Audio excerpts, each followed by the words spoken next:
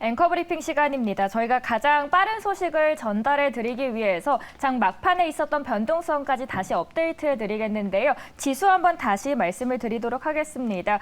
S&P 500은 0%대 그리고 나스닥은 0.2% 하락했고요. 다우존스가 막판에 상승 전환을 했습니다. 0.03% 빨간불을 켜면서 장을 마친 모습까지 업데이트해 드리는 소식입니다. 미국 지수 함께 다시 한번 짚어드렸고요. 이어서 테슬라 실적도 나왔는데요. 오늘 앵커 브리핑 시간에서 세 가지 이슈 통해서 함께 녹여드리도록 하겠습니다. 오늘 저희 첫 번째 이슈부터 열어볼까요? 네, 방금 보신 것처럼 지수가 전일 아마 뭐 일찍 주무신 분들은 뭐 마이너스 폭이 커진 거를 보고 주무셨을 거예요. 근데 이말올이라고 하죠. 이걸 말아 올리네 해서 플러스로 돌아섰는데 다우 같은 경우엔 첫 번째 포인트는 그 영향이 사실 유럽의 어떤 긍정적인 지표가 나와서 그렇습니다. 마이크로소프트가 매출 가이던스를 낮게 주면서 전반적으로 유럽장 그리고 미국의 선물은 어제 저녁에는 좀 하락폭이 심했었습니다만 이 독일의 IFO 지수가 잘 나왔어요. 그러니까 유럽의 경제의 핵심은 또 독일이지 않습니까? 그렇죠. 독일의 이 어떤 경제가 살아나고 있다라는 지표가 발표되면서 이 유로화가 하락하다가 상승 반전했고 그에 따라서 미국도 이걸 말아 올렸습니다. 아까 테슬라도 말씀하셨는데 테슬라가 일단 실적 자체는 잘 나왔어요. 그러니까 EPS 자체가 예상보다는 좋게 나왔기 때문에 물론 오늘 한번 봐야 되겠지만 테슬라 자체가 뭐 작년에 75%나 하락했기 때문에 밸류에이션적인 부담은 많이 낮아져 있고 결국은 테슬라도요, 미국보다는 미국 이외의 시장의 수요가 중요합니다. 물론 유럽보다는 중국이고 중국도 유럽이 살아나는 동시에 같이 살아나고 있기 때문에 보시면 미국이 간밤에 달러가 약세를 보이면서 빅테크도 그렇지만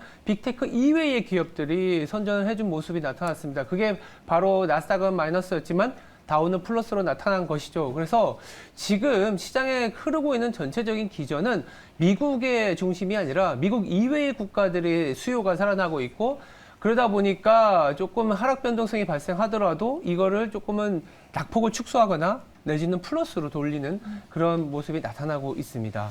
빅테크 기업들의 실적 부진이 예상되면서 하락세를 면치 못하나 싶었는데 막판에 유럽의 좋은 기온이 미국까지 퍼지면서 다우존스가 상승 전환을 했습니다.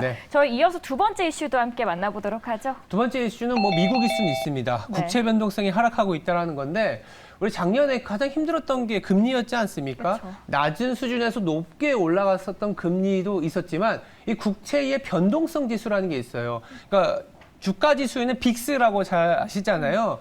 국채에도 무브라 그래서 변동성 지수가 있는데 이게 굉장히 중요한 게 뭐냐면 글로벌 자산 배분, 여기 차트가 나오네요. 하얀 선으로 보이는 게 보시는 것처럼 이 국채의 변동성이고요.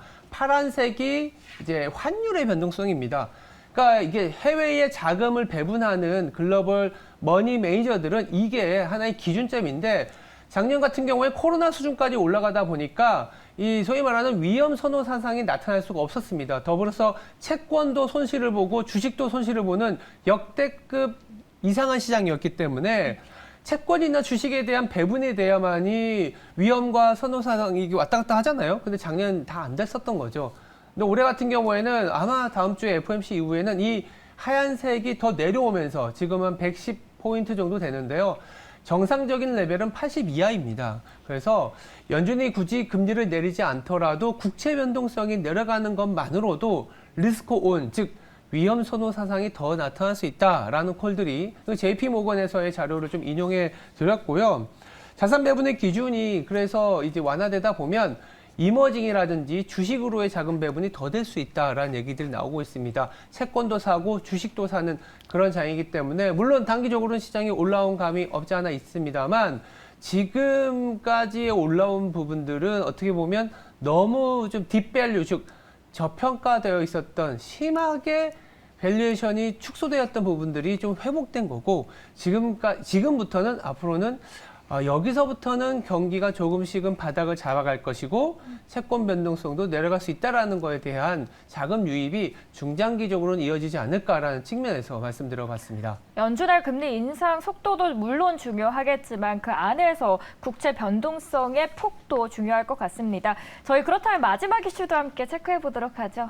마지막 이슈는 이제 자본 총계, 이 2,090조 원이라고 제가 얘기를 좀 드려봤는데 2,090조 원은 아직 확정된 우리나라의 자본 총계는 아닙니다.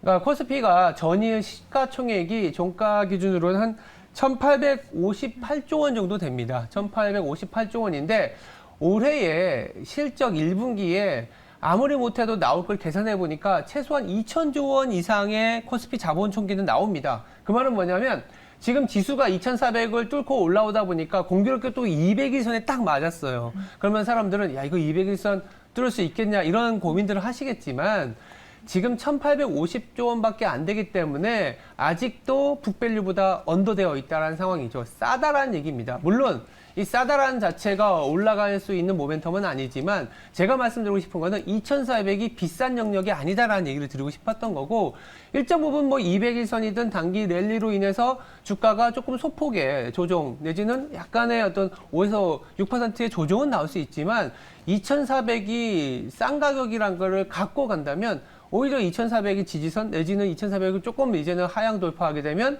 예전에는 2,200이었다가 2,300이 지지였다가 이제는 2,400이 지지선이 되는 점점점 갈수록 연간으로 갈수록 저점이 계속 올라가는 시장일 수 있다라는 얘기에서 제가 자본 총계를 말씀드렸고 1분기 기준으로 만약에 2,080조 원의 자본 총계에 PBR 1배를 대입을 하면 어느 정도 나오냐면 무려 2,600이 나옵니다.